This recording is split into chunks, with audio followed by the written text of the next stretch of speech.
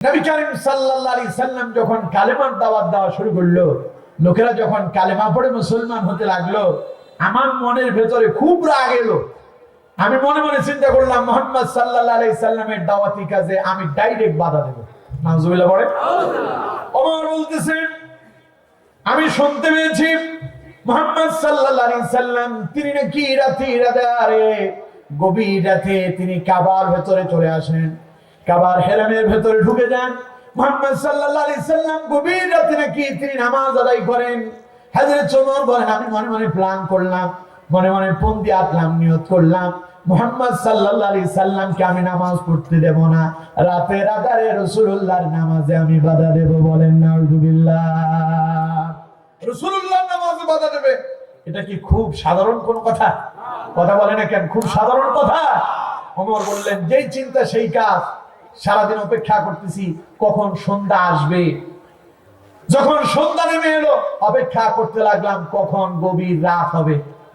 সন্ধ্যার পর থেকেই ওমর নবী করিম সাল্লাল্লাহু আলাইহি সাল্লামের বাড়ির দরজায় রাস্তার আড়ালে এক পাশে দাঁড়িয়ে আছেন, কখন মুহাম্মদ সাল্লাল্লাহু আলাইহি সাল্লাম ঘর থেকে বের হবে। ওমর বলল, দীর্ঘ সময় অপেক্ষা করার পরে রাত যখন গভীর হয়ে গেল, আমি তখন দেখতে পেলাম মুহাম্মদ সাল্লাল্লাহু আলাইহি সাল্লাম তিনি তার ঘরের ভেতর থেকে বের হলেন, দরজাটা খুললেন। বিশ্বনবী দরজা খুলে চতুর্দিকে কয়েকবার চোখ মেরে তাকিয়ে নিলেন, কেউ আছে নাকি। হযরত ওমর বললেন, এরপরে আমি দেখতে পেলাম মুহাম্মদ সাল্লাল্লাহু আলাইহি সাল্লাম ঘর থেকে বের হয়ে তড়িৎ গতিতে, খুব দ্রুত গতিতে কাবার দিকে রওনা হয়ে গেলেন। ওমর বলেন, আমি রাসূলুল্লাহর অনুসরণ করতে লাগলাম, পেছনে পেছনে হাঁটতে লাগলাম, দেখতে চাইলাম মুহাম্মদ সাল্লাল্লাহু আলাইহি সাল্লাম করেন কি। হযরত ওমর বলেন, আমি দেখতেই পেলাম রাসূলুল্লাহ কাবার ভেতরে ঢুকে গেল, আমি আড়ালে দাঁড়িয়ে গেলাম, দেখতে চাইলাম এরপরে তিনি কিভাবে নামাজ শুরু করেন। হযরত ওমর বলেন, আমি দেখতে পেলাম মুহাম্মদ সাল্লাল্লাহু আলাইহি সাল্লাম নামাজে ঢুকে গেলেন। নামাজে ঢুকে তিনি আল্লাহর কোরআন তিলাওয়াত করতে লাগলেন। হযরত ওমর বলেন, রাসূলুল্লাহ সূরা হাক্কা থেকে তিলাওয়াত করছেন, আল হাক্কাতু মাল হাক্কা ওয়া মা আদরাকা মাল হাক্কা কাযাবাত সামুদ ওয়া আদুন বিল কারিআ। পড়েন আল্লাহু আকবার। একটু আস্তে কোন তো দেখি, আল্লাহু আকবার। কি ঘটনা? আস্তে বলতে বললাম আর জোরে বললেন? বুঝে হারে না, বুঝে, তার মানে বুঝে শুনে উল্টাটা করছে। আমি বলে চাচ্ছি এটা আপনারা বুঝতে পারছেন না। আমি আসলে দেখতে চাচ্ছি আপনারা কি উল্টো পথে যাচ্ছেন না সামনের দিকে যাচ্ছেন, তা দেখতে চাইলাম। দেখলাম যে না, উল্টো দিকে আগাচ্ছে। বিগত 16 বছর তো দেশ উল্টো দিকে যাচ্ছিল, তাই এখন দীর্ঘদিনের অভ্যাস তো ফিরে আসা একটু কঠিন। ঠিক কিনা? কথা কয় না, ঠিক কিনা? এই জন্য আপনারা একটু উল্টো হয়ে গেলেন। আস্তে বলতে বললাম আর জোরে বললেন, আর যখন জোরে বলতে বললাম তখন আস্তে বললেন। এই যদি আস্তে হয়, জোর তো আপনাদের আরো আছে। কথা কয় না, আছে না নাই? তাহলে এবার সব জোর একত্রিত করে আকাশ বাতাস মুখরিত করে চিল্লায় পড়েন, আল্লাহু আকবার। মাশাআল্লাহ, ঠিক আছে। খুব অন্ধকার হয়ে যাচ্ছে কুয়াশার কারণে, কিন্তু কোরআন আমাদেরকে এই অন্ধকার থেকে আলোর দিকে নিয়ে আসবে ইনশাআল্লাহ। বলেন ইনশাআল্লাহ। আমি কিন্তু আলোচনা মাঝামাঝি অবস্থায় আছি। কোন অবস্থায় আছি এখন? মাঝামাঝি অবস্থা। আপনারা যদি বিরক্ত বোধ করেন তাহলে দোয়া করুন। বিরক্ত হচ্ছেন আপনারা? হযরত ওমর কোথায়? আড়ালে। রাসূলুল্লাহ কোথায়? তার মানে আপনাদের ঠিকই আছে, লাইন আছে। রাসূলুল্লাহ কোথায়? নামাজে। ওমর আড়ালে দাঁড়ায় আছে, রাসূলুল্লাহ নামাজের ভেতরে আছে। হযরত ওমর এসেছিলেন রাসূলুল্লাহর কি করার জন্য? বাধা দেওয়ার জন্য। হযরত ওমর বলছেন, আমি অবাক হয়ে গেলাম, মুহাম্মদ সাল্লাল্লাহু আলাইহি সাল্লাম তিনি যখন কোরআন তিলাওয়াত করতে লাগলেন, রাসূলুল্লাহর এত চমৎকার কোরআন তিলাওয়াত, এত মধুর কোরআন তিলাওয়াত, এত চমৎকার শব্দচয়ন, এত উঁচু মানের শব্দ তিনি প্রয়োগ করতেছেন। ওমর বললেন, আমি বড় অবাক হয়ে গেলাম। যদিও ওমর আরবি ভাষাভাষীর মানুষ ছিলেন, ওমর বললেন জীবনে কত কবির কবিতা শুনলাম, উসমানের কত কবিতা আবৃত্তি করা হলো, উসমানের কবিতা শুনতে পেলাম, উসুলেবেলের কবিতা, কবিদের মুখের কবিতার বাণী শুনতে পেয়েছি। কিন্তু মুহাম্মদ সাল্লাল্লাহু আলাইহি সাল্লাম তিনি কোন মাদ্রাসায় পড়লেন না, তিনি কোন স্কুলে যান নাই, তিনি কোন ইউনিভার্সিটিতে যান নাই, কোন কবির কাছে শিক্ষা লাভ করলেন না। কিন্তু মুহাম্মদ সাল্লাল্লাহু আলাইহি সাল্লাম নামাজের ভিতরে দাঁড়ায় এমন ভাবে কোরআন তিলাওয়াত করতে লাগলেন, আমি মনে মনে চিন্তা করলাম দুনিয়ার কবি কি মুহাম্মদ সাল্লাল্লাহু আলাইহি সাল্লাম, তো এর চাইতে উসমানের কবি হবে। বলেন নাউজুবিল্লাহ। আমার নবী কি কবি ছিল? কথা বলেন, নবী কি কবি ছিল? নবীর জন্য কবিতা আবৃত্তি করা কি শোভনীয়? আমার বন্ধুগণ, আমার দেশের কবিরা থাকে দেবদাস অবস্থায়, কবিদের ঠিক মতো খাওয়া দাওয়া হয় না, ঠিক মতো গোসল দেওয়া হয় না, কবিদের দাড়িগুলো আশ্রানো হয় না, কবিদের চুলের ভেতরে জট বেঁধে যায়, সট বেঁধে যায়, এরকম আছে না নাই? কিন্তু আমার বন্ধুগণ, নবীকে আল্লাহ কবি করে প্রেরণ করেন নাই, নবী কোন কবিতা আবৃত্তি করছেন না। হযরত ওমর বললেন, আমি মনে মনে চিন্তা করতেছিলাম মুহাম্মদ সাল্লাল্লাহু আলাইহি সাল্লাম তিনি তো খালি কবি নয়, উচ্চ মানের কবি হবে। এই কথা যখন মনে মনে চিন্তা করতেছিলাম, কিভাবে যেন রাসূলুল্লাহ আমার মনের কথা বুঝে ফেললেন। আমি অবাক হয়ে গেলাম। আমার ডানে কোনো মানুষ ছিল না, বামে কোনো মানুষ ছিল না, সামনে কোনো মানুষ ছিল না, পেছনে কোনো মানুষ ছিল না। আমি কাউকে বলি নাই, শুধু মনে মনে চিন্তা করতেছি মুহাম্মদ সাল্লাল্লাহু আলাইহি সাল্লাম মনে হয় উচ্চ মানের কোন কবি হবে। কিভাবে যে রাসূলুল্লাহ আমার মনের কথা বুঝলেন, আমি বড় আশ্চর্য হয়ে গেলাম। এরপরে আমার এই চিন্তা যখন মনের ভিতরে এলো, মুহাম্মদ সাল্লাল্লাহু আলাইহি সাল্লাম কোরআনের আয়াত তিলাওয়াত করলেন আর আমার মনের কথার জবাব দিয়ে দিলেন। পড়েন সুবহানাল্লাহ। হযরত ওমর বললেন, আমি চিন্তা করলাম মুহাম্মদ সাল্লাল্লাহু আলাইহি সাল্লাম কবি হবেন। রাসূলুল্লাহ জবাব দিচ্ছেন, ইন্নাহু লাকাউলু রাসূলিন কারীম ওয়া মা হুয়া বিকাউলি শাইরিন ক্বালিলাম মা তু'মিনুন। পড়েন আল্লাহু আকবার। আল্লাহ রাব্বুল আলামিন বললেন, আমার নবী তখন কোরআন তিলাওয়াত করল আর ওমরের জানায়া দিচ্ছে। ওমর বলেন, আমি আশ্চর্য হলাম, আমি বললাম এটা একটা কবি। নবী বললেন, না না, ইন্নাহু লাকাউলু রাসূলিন কারীম, এটা কোন কবির কবিতা আবৃত্তি নয়। যিনি আবৃত্তি করছেন তিনি কোন কবি নন, বরং তিনি হলেন আল্লাহর প্রেরিত একজন বান্দা এবং রাসূল। পড়েন সুবহানাল্লাহ। ওয়া মা হুয়া বিকাউলি শাইরিন ক্বালিলাম মা তু'মিনুন। তিনি কোন কবির কবিতা আবৃত্তি করতেছেন না, তিনি কোন কবি নন। কবিতা আবৃত্তি করা এটা তার জন্য শোভনীয় নয়, বরং তিনি যা আবৃত্তি করতেছেন এই বিষয়ের উপরে তোমরা কম সংখ্যক মানুষ ঈমান এনে থাকো। পড়েন সুবহানাল্লাহ। ওমর বলে, আমি বড় অবাক হয়ে গেলাম, কি রে, আমি যে মনে বলে বললাম মুহাম্মদ কবি হবেন, তিনি কোরআন তিলাওয়াত করে আমারে শোনায়া দিলেন তিনি কোন কবি নন, তার মানে তো ইনি গণক হবেন। কারণ যেই মানুষ মানুষের ভাগ্য গণনা করে, আপনাদের এই জীবননগরের ভাষায় তারে কি বলে? গণক বলে না? ওমর কয়, আমি মনে মনে চিন্তা করলাম আমার মনের ভিতরে কি বাজে। এই কথা যেহেতু মুহাম্মদ সাল্লাল্লাহু আলাইহি সাল্লাম বুঝতে পারছে, তিনি যেহেতু জবাব দিলেন, সুতরাং তিনি একজন গণকই হবেন। বলেন নাউযুবিল্লাহ। যারা মানুষের হাত থেকে ভাগ্য গণনা করে তারা শিরিক করে, আর যারা ভাগ্য গণনা করানোর জন্য হাত দেখায় তারাও সমান শিরিক করে। নাউজুবিল্লাহ পড়ে।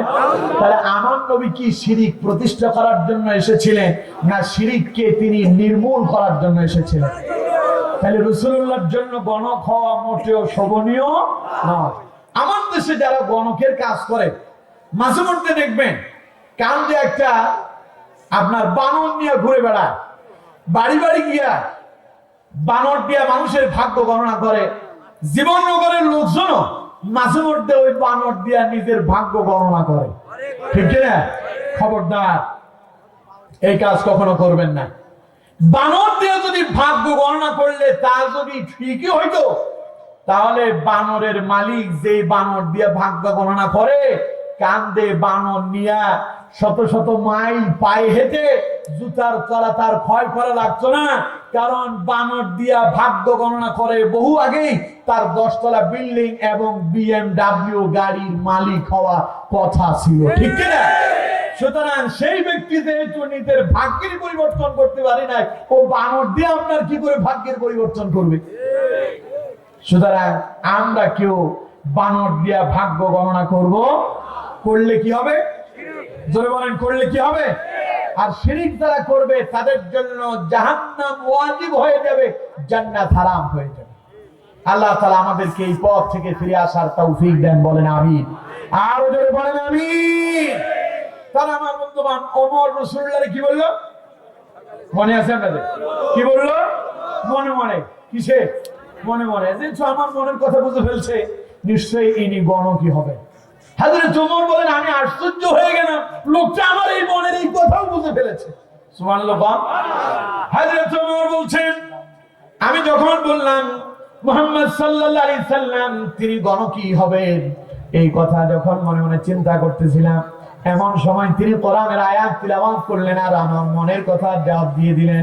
নবী করিম সাল্লাল্লাহু আলাইহি সাল্লাম বলছেন, ওয়ালা বিকাউলি কাহিনিন ক্বালিলাম মা তাযাক্কারুন তানজিলুম মির রাব্বিল আলামিন। পড়ে আল্লাহু আকবার।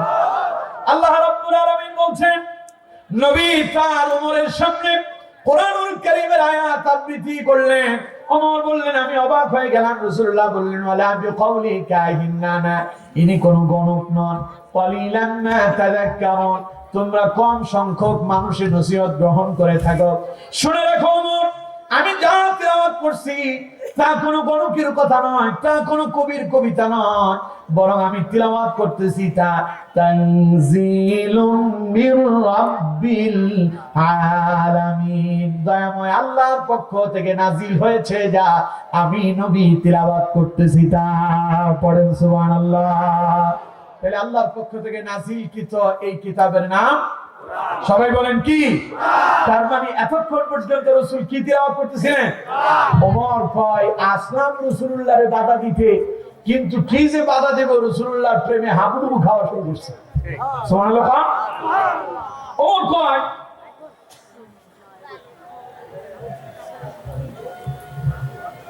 আমার বন্ধুগণ, হযরত ওমর তিনি বললেন, এসেছিলেন রাসূলুল্লাহরে বাধা দেওয়ার জন্য, কিন্তু আমি বড় অবাক হয়ে গেলাম। কি রাসূলুল্লাহরে বাধা দেব? আমি রাসূলুল্লাহর প্রেমে মাতোয়ারা হয়ে গেলাম, কোরআনের প্রেমে আমি মুগ্ধ হয়ে গেলাম।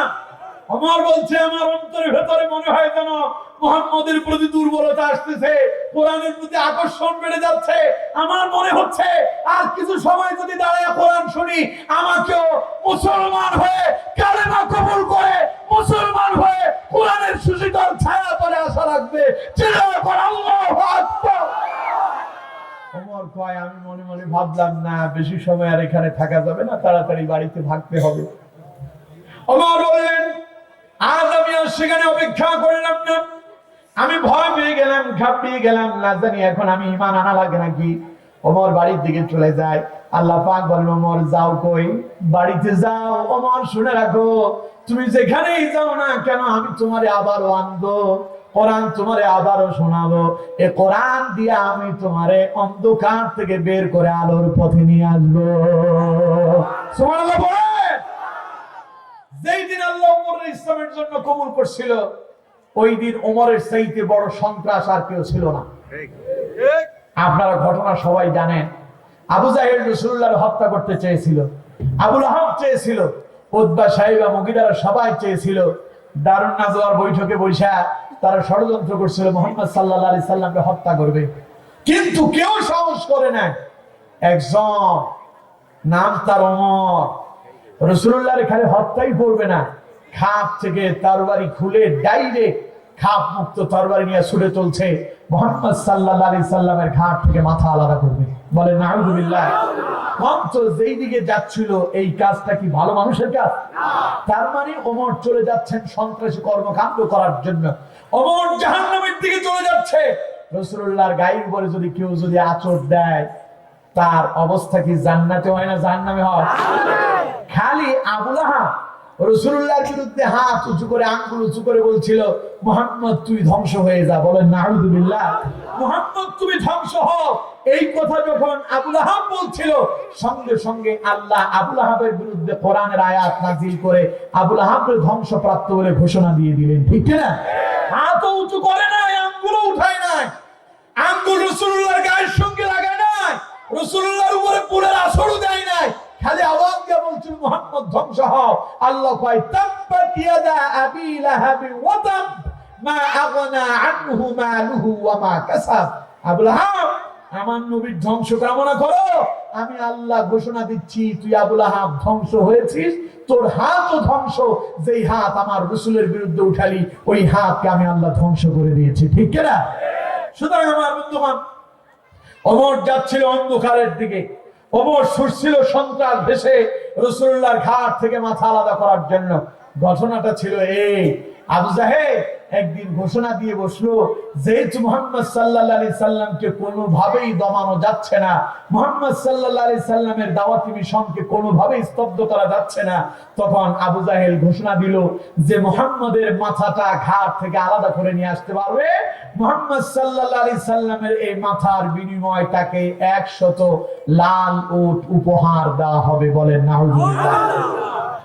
আমার দেশে দেখেন না এই পাগল, কিছুদিন আগে পাগল হয়ে গেল আমাদের আজহারির জনপ্রিয়তা দেখে। লক্ষ লক্ষ মানুষ যখন মিজানুর রহমান আজহারির কোরআনের আলোচনা শোনার জন্য পাগলের মতো ছুটে আসতে লাগলো, দিক বিদিক থেকে লোকজন ছুটতে শুরু করেছে, লক্ষ লক্ষ মানুষ কোরআনের সুশীতল ছায়াতলে আসতে শুরু করলো। এক শ্রেণীর ওই ভণ্ডদের কলিজায় আগুন লাগলো।